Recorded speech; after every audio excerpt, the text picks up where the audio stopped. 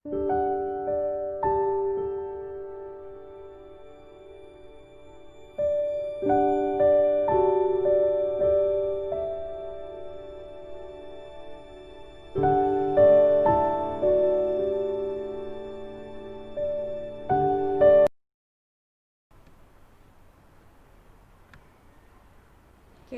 శైలజారాణి అను నేను computer science అధ్యాపకురాలిగా వైఏ ప్రభుత్వ మహిళా కళాశాల చీరాల యందు పనిచేయుచున్నాను. ఈ వీడియో ద్వారా the essence of software engineering practice, principles of software engineering, software myths అనే అంశాలు నేర్చుకుందాం. జనరిక్ సాఫ్ట్వేర్ ప్రాసెస్ మోడల్ కలిగి ఉన్న set of activities software engineering ప్రాక్టీస్ను ఎస్టాబ్లిష్ చేస్తాయి. Communication, planning, modelling, construction, deployment అనే ఫ్రేమ్వర్క్ యాక్టివిటీస్ మరియు అంబ్రిల్లా యాక్టివిటీస్ సాఫ్ట్వేర్ ఇంజనీరింగ్ యొక్క స్కెలెటన్ ఆర్కిటెక్చర్ను ఎస్టాబ్లిష్ చేశాయి. సాఫ్ట్వేర్ ఇంజనీరింగ్ ప్రాక్టీస్ అనేది ఒక సెట్ ఆఫ్ కోర్ ప్రిన్సిపల్ని అనుసరించే ఒక ప్రాబ్లమ్ సాల్వింగ్ యాక్టివిటీ. ఒక ప్రాబ్లమ్ సాల్వింగ్ అంచనా అయినా లేక సాఫ్ట్వేర్ ఇంజనీరింగ్ ప్రాక్టీస్ అయినా సామాన్యంగా 4 స్టెప్స్ ఉంటాయి.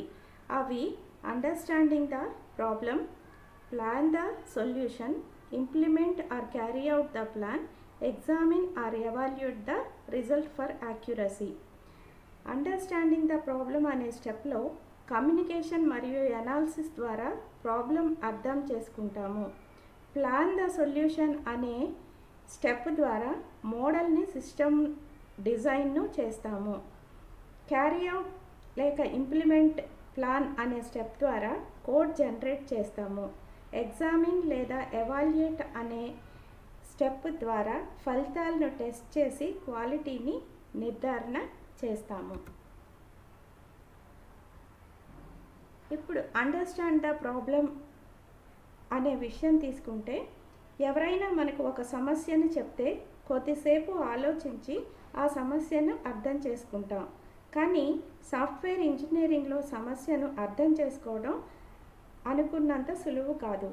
అటువంటి పరిస్థితుల్లో సమస్యకు సంబంధించిన వివరాలు సేకరించే ప్రశ్నల ద్వారా కొంత సమయం కేటాయించి అర్థం చేసుకోవడానికి ప్రయత్నిస్తాము. అలా అర్థం చేసుకోవడానికి వాడే ప్రశ్నలే స్టేక్ హోల్డర్స్ ఎవరు, ఏ డేటా, ఫంక్షన్స్ మరియు ఫీచర్స్ సమస్యను పరిష్కరించడానికి ఉపయోగపడతాయి, సులభంగా అర్థం చేసుకోవడానికి సమస్యను చిన్న సమస్యలుగా విడగొట్టగలమా, ఆ సమస్య ఏదైనా చిత్రాల రూపంలో అంటే గ్రాఫికల్గా రిప్రజెంట్ అయి ఉందా, అనాలిసిస్ మోడల్ నిర్మించబడిందా అనే ప్రశ్నలు వివరాలతో సమస్యను అర్థం చేసుకుంటాము. ఇక ప్లాన్ ద సొల్యూషన్లోకి వచ్చినట్లయితే, సమస్య అర్థమైన తర్వాత డిజైన్ ఈ స్టెప్లో చేస్తాము. డిజైన్ చేసే ముందు కొన్ని ప్రశ్నలు ఆలోచించాల్సి ఉంది. అవి, ఇంతకు ముందు ఇలాంటి సమస్యను ఎప్పుడైనా చూసామా, దానికి సంబంధించిన డేటా, ఫంక్షన్స్, ఫీచర్స్ కలిగిన సాఫ్ట్వేర్స్ ఏమైనా ఉన్నాయా, ఇలాంటి ప్రాబ్లమ్ని సాల్వ్ చేస్తే దానికి సంబంధించిన ఎలిమెంట్స్ మళ్ళీ ఇక్కడ వాడడానికి ఉపయోగపడతాయా, ఏదైనా సబ్ ప్రాబ్లమ్స్ డిఫైన్ అయ్యాయా, అయితే ఆ సొల్యూషన్స్ స్పష్టంగా ఉన్నాయా, ఎఫెక్టివ్ ఇంప్లిమెంటేషన్కు దారితీసే సొల్యూషన్స్ని సూచిస్తున్నారా, డిజైన్ మోడల్ క్రియేట్ అయిందా లాంటి ప్రశ్నలు ప్లాన్ ద సొల్యూషన్లో సిస్టమ్ డిజైన్కి ఉపయోగపడతాయి. ఇప్పుడు ఇంప్లిమెంట్ ద ప్లాన్లోకి వస్తే, ముందు స్టెప్లో డిజైన్ చేసిన సిస్టమ్ డిజైన్ ఇక్కడ రోడ్ మ్యాప్గా ఉపయోగపడుతుంది. ప్లాన్ లేకుండా ఇంప్లిమెంట్ చేస్తే సరైన గమ్యం లేక కొంత టైం లాస్ అవ్వడానికి అవకాశం ఉంది. కానీ ప్లాన్ ఏ లాస్ లేకుండా ప్రొసీడ్ చేయడానికి ఉపయోగపడుతుంది. ఈ స్టేజ్లో కూడా మనం చూడాల్సిన కొన్ని ప్రశ్నలు: సొల్యూషన్ ప్లాన్కు అనుగుణంగానే ఉందా, సోర్స్ కోడ్ డిజైన్ మోడల్ని గుర్తించేలా ఉందా, ప్రతి కాంపోనెంట్ సొల్యూషన్ నిరూపితంగా సరి అయిందేనా, డిజైన్ కోడ్ రివ్యూ అయ్యాయా, సరైన ఆధారాలే అల్గోరిథంలో ఉపయోగిస్తున్నామా లాంటి ప్రశ్నలను మనం ఇందులో ఆలోచించాల్సిన అవసరం ఉంది. ఇప్పుడు ఎవాల్యూట్ ద రిజల్ట్కి వచ్చినట్లయితే మనం సొల్యూషన్ని కరెక్ట్గా చేసామో లేదో చెప్పలేం, కానీ ఎర్రర్స్ని టెస్ట్ చేయడానికి సరిపడా టెస్టులు చేసామనేది మాత్రం ఖచ్చితంగా చెప్పవచ్చు. కాబట్టి ఇక్కడ చూడాల్సిన కొన్ని ప్రశ్నలు: ప్రతి కాంపోనెంట్ సొల్యూషన్ టెస్ట్ చేయబడిందా, సరి అయిన టెస్ట్ స్ట్రాటజీనే ఉపయోగించారా, డేటాకి, ఫంక్షన్స్కి మరియు ఫీచర్స్కి అనుగుణంగానే పరిష్కారాలు వస్తున్నాయా, స్టేక్ హోల్డర్స్ యొక్క అవసరాలు సాఫ్ట్వేర్ తీర్చగలుగుతుందా అనే ప్రశ్నలను మనము ఆలోచించాల్సిన అవసరం ఇక్కడ ఉంది. ఈ ప్రశ్నలన్నింటినీ కనుక మనం సరిగ్గా అర్థం చేసుకున్నట్లయితే సాఫ్ట్వేర్ ప్రోడక్ట్ని మనం చేయగలుగుతాము. అయితే ముందు స్లైడ్లో చెప్పినట్లుగానే సాఫ్ట్వేర్ ఇంజనీరింగ్ ప్రిన్సిపల్స్ కూడా ఉంటాయి అని చెప్పాము. వాటిలో డేవిడ్ హుకర్ ప్రపోజ్ చేసిన 7 ప్రిన్సిపల్స్ ఇక్కడ మన సాఫ్ట్వేర్ ఇంజనీరింగ్ ప్రాక్టీస్లో చూడవచ్చు.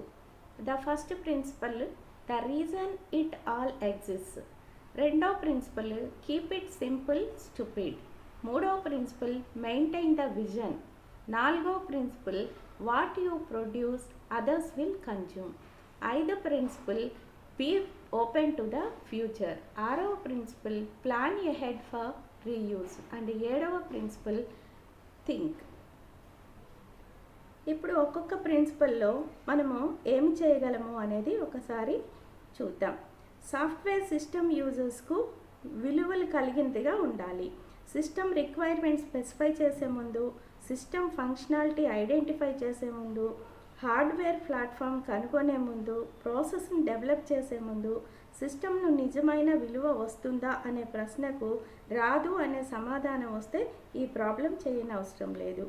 ఎందుకంటే మిగిలిన 6 ప్రిన్సిపల్స్ కూడా ఈ ఒక్క ప్రిన్సిపల్ పైనే ఆధారపడతాయి. కాబట్టి ఈ ప్రశ్నకు సరి అయిన సమాధానంను మనము ఆలోచించాల్సిన అవసరం ఉంది. ఇక రెండవ ప్రిన్సిపల్కి వస్తే keep it simple and stupid. Software design అనేది అంత తేలికైన పని కాదు.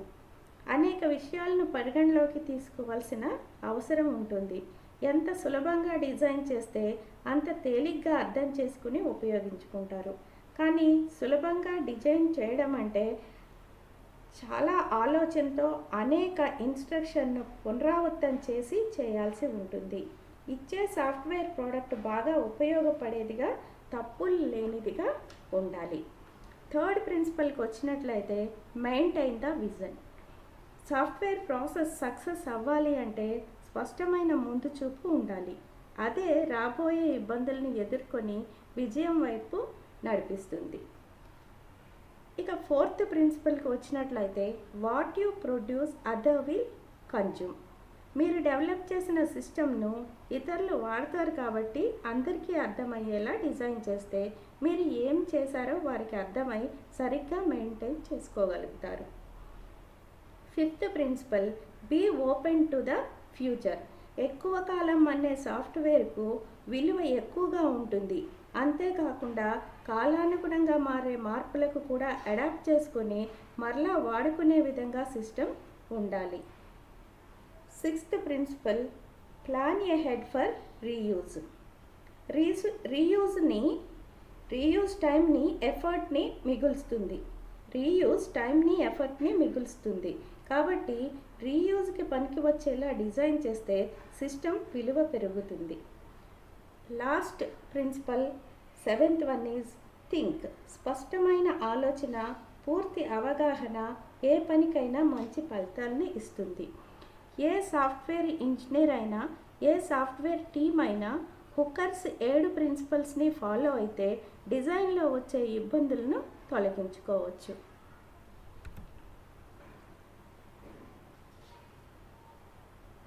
సాఫ్ట్వేర్ మిత్స్ అనగా ఏమి అనేది మనం నేర్చుకునే అంశం. సాఫ్ట్వేర్ మిత్స్ అనగా సాఫ్ట్వేర్ గురించిన లేక అపోహలు లేక అవాస్తవమైన నమ్మకాలు. ఈ అపోహల వలన మేనేజర్స్, కస్టమర్స్ అండ్ ప్రాక్టీషనర్స్ అనేక ఇబ్బందులకు, సమస్యలకు గురి అవుతూ ఉంటారు. ఈ సాఫ్ట్వేర్ మిత్స్ 3 రకాలు. అందులో మొదటిది మేనేజ్మెంట్ మిత్స్, రెండవది కస్టమర్ మిత్స్, మూడవది practitioner myths. Management myths software managers ఈ అపోహలను గుర్తించి తన బాధ్యతలైన బడ్జెట్, షెడ్యూలు, క్వాలిటీ పైనే దృష్టిని కాకుండా ఈ అపోహలను కూడా తొలగించుకుంటే సమస్యలు తగ్గుముట్ట పడతాయి. Example for the management myth is, if I decide to outsource the software project to a third party, I can just relax and let that firm build it. అంటే అవుట్సోర్సింగ్కి third పార్టీకి ఇచ్చేసినట్లయితే management హ్యాపీగా కూర్చోవచ్చు అనేది అపోహ. బట్ వాస్తవానికి వచ్చేటప్పటికి organisation కనుక ఎలా సాఫ్ట్వేర్ ప్రాజెక్ట్స్ని మేనేజ్ చేయాలి, అండర్స్టాండ్ చేసుకోవాలి అనేది కనుక తెలియకపోయినట్లయితే అనేక ఇబ్బందులు ఫ్యూచర్లో వస్తాయి. Customer myths. కస్టమర్స్కి కూడా అనేక అపోహలు ఉంటాయి. ఏదైనా డేటాని ఈజీగా చేంజ్ చేయొచ్చు అనేది వాళ్ళు అనుకుంటారు. కానీ అది కష్టం అనే విషయం వాళ్ళకి తెలియదు కాబట్టి డిస్సాటిస్ఫాక్షన్ ఫీల్ అవుతూ ఉంటారు. కస్టమర్ మిత్కి ఉదాహరణ, a general statement of objectives is sufficient to begin writing programs. We can fill in the details later. ఒక స్టేట్మెంట్ ఇచ్చేస్తే సరిపోతుంది, మిగిలిన డీటెయిల్స్ అన్నీ కూడా తర్వాత రాయొచ్చు అని వాళ్ళు అనుకుంటారు. కానీ కాంప్రహెన్సివ్ అండ్ స్టేబుల్ స్టేట్మెంట్స్ అన్నీ కూడా తర్వాత చేయడానికి సరిపోవని, కొన్ని రిక్వైర్మెంట్స్ ఇక్కడి నుంచే స్టార్ట్ కావాలి అనేది కస్టమర్కి, డెవలపర్కి మధ్య కమ్యూనికేషను లేకపోయినట్లయితే డిస్సాటిస్ఫాక్షన్కి దారితీస్తుంది. తర్వాత ప్రాక్టీషనర్ మిత్స్. ప్రాక్టీషనర్స్ కూడా అనేక అపోహలు ఉంటాయి. ప్రోగ్రామ్ చేస్తున్న టైములో వాళ్ళ వర్క్ చేస్తే సరిపోతుంది అని వాళ్ళు అనుకుంటారు. కానీ ప్రోగ్రామ్ చేసి కస్టమర్కి సప్లై చేసిన తర్వాత కూడా దాన్ని ఎక్స్టెండ్ చేయాల్సిన అవసరం ఉంటుంది. కాబట్టి ప్రాక్టీషనర్ యొక్క myth, once we write the program and get it to work, our job is done. In reality someone once said that the sooner begin writing code, the longer it will take you to get done. Industry data indicates that between 60 and 80% of all effort expended on the software will be expanded after it is delivered to the customer for the first time. Now come to the summary. Generic framework activities and umbrella activities అన్నీ కూడా software engineering work యొక్క skeleton ఆర్కిటెక్చర్గా ఉన్నాయి. ఇక్కడ framework activities అన్నీ కూడా communication, planning, మోడలింగు, construction, డిప్లాయ్మెంటు, ఇవన్నీ కలిసి software engineering యొక్క స్కెలిటన్ ఆర్కిటెక్చర్గా స్థాపించబడ్డాయి. నెక్స్ట్ ఈ వీడియోలో మనం ఎసెన్స్ ఆఫ్ సాఫ్ట్వేర్ ఇంజనీరింగ్ గురించి కూడా నేర్చుకున్నాం. So outline common sense steps software engineering అయినా ప్రాబ్లమ్ సాల్వింగ్ అయినా మనం వాడేది: understand the problem, plan a solution, implement the plan, evaluate the result for accuracy. మరియు ఈ వీడియోలో మనం డేవిడ్ హుకర్ ప్రపోజ్ చేసిన 7 ప్రిన్సిపల్స్ని కూడా నేర్చుకున్నాం. ఆ 7 ప్రిన్సిపల్స్లో first principle is the reason it all exist, and రెండో principle keep it simple stupid, and మూడో ప్రిన్సిపల్ మెయింటైన్ ద విజన్, నాలుగో principle what you produce others will consume, and ఐదో principle be open to the future, and ఆరో principle plan ahead for reuse, and ADO principle, think. In addition to all these topics, software మిత్స్ని కూడా మనం ఈ వీడియోలో నేర్చుకున్నాం. Software myths అనగా తప్పుగా అనుకునే నమ్మకాలు, అనగా అవాస్తవమైన నమ్మకాలు లేక అపోహలుగా మనం చెప్పవచ్చు. ఈ అపోహలు 3 టైప్స్ ఉంటాయి. అందులో మొదటిది మేనేజ్మెంట్, అండ్ రెండోది కస్టమర్, మూడవది ప్రాక్టీషనర్ మిత్స్గా మనం నేర్చుకున్నాము.